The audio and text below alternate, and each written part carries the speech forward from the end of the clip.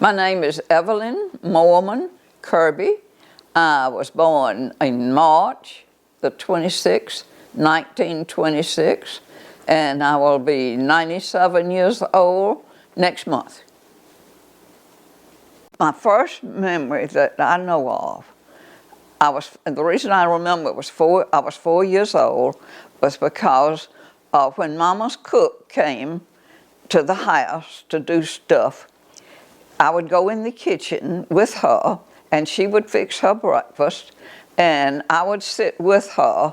And I remember she asked me, that was Meg, and she says, "Well, Evelyn, how old are you?" And I remember holding up my hand, and I remember holding up 4 fingers, and I said, I'll be this next, or something like that, and I would be 5. So I really think that's my earliest memory of my childhood. My grandmother, my mother's mother, died at our house very young. I was only 8 years old, and she died in our house. She had a heart problem, and I have pictures that she painted. And they're more special to me now than they were then. And I remember that, and I remember my granddaddy. And then every Sunday after we ate Sunday dinner is important for me, we would go, my family and I, my brother, me, Mom and Daddy, we would go to Auburn, Alabama, where my other grandmama and granddaddy lived. And that was always a fun time because the cousins were there. And I'd have a picture of my grandmother with other young ladies. They had long, beautiful dresses.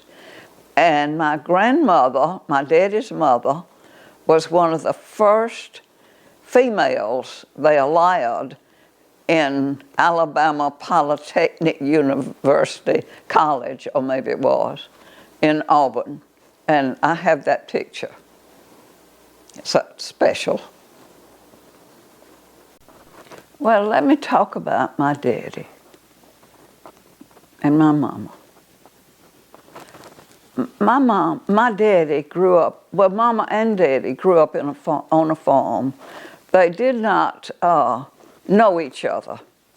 And my granddaddy would take my mother to Opelika to school, and she boarded in these people's home and went to Opelika High School, where she played basketball. She said that her only nightmare she ever had was she went to school and hadn't done her homework. She was a good student. My daddy grew up on a farm in Lee County also, and he said he was plowing that mule one day. My daddy was a storyteller. He should have written a book. But anyway, my daddy was plowing that mule, and he said, there has to be a better way to make a living.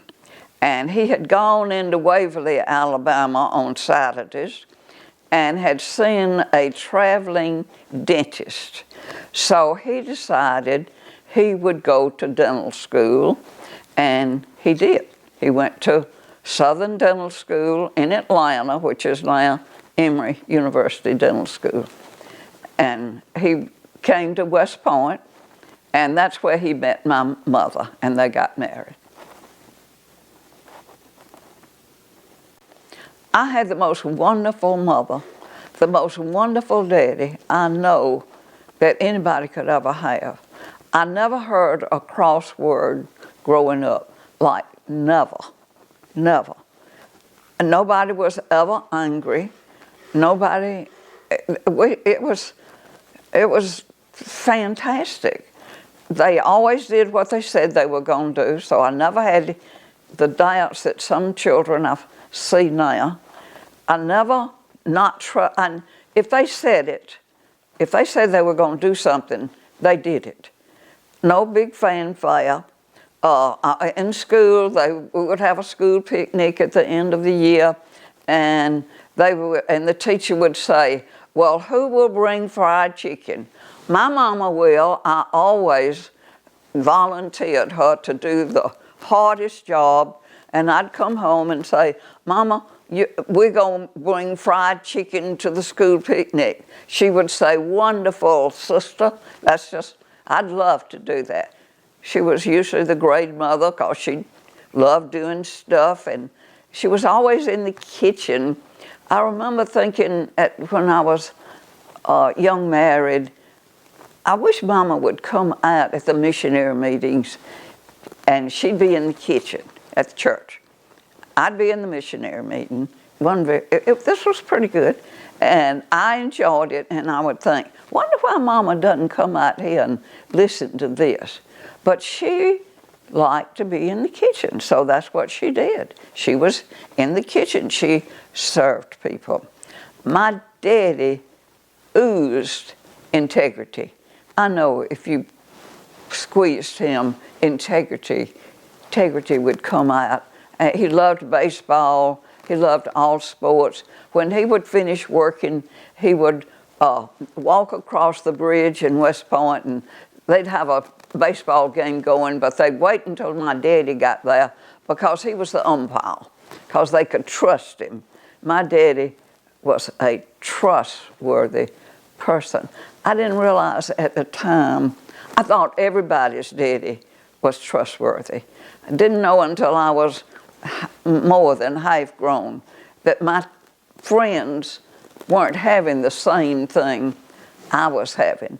I was brought up in the church. I remember sitting in that little chair, and Miss Mary Whitty she was talking to us. I was a sunbeam.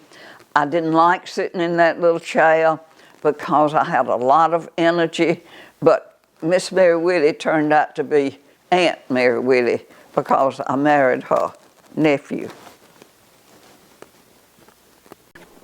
I remember taking a bath, and Mama would say, sister, be sure to wash between your toes, because we went barefooted outside and played all the time. I remember when I was a little girl, the 1929 crash. Of course, I didn't know what was going on, but I was a little girl, and Mother would say, well, hobos are going to be coming, and they will come to the door, and we'll feed them. And Mama always fed the hobos. They would walk over into neighborhoods. And I also remember this. We had gypsies, and they would come in their covered wagons, and they were rounded covered, and they would camp down by the river, the Chattahoochee River, underneath those great big oak trees. It was before they extended the bridge, and they would camp down there, and they would say, the gypsies are coming, so everybody keep the doors locked, because I don't know what they did, but they had the reputation of stealing things from the stores, and you didn't want them in your house. And then after a few weeks, they would get in their covered wagons and go somewhere else. And that happened, I guess, maybe once a year or so. It was amazing too.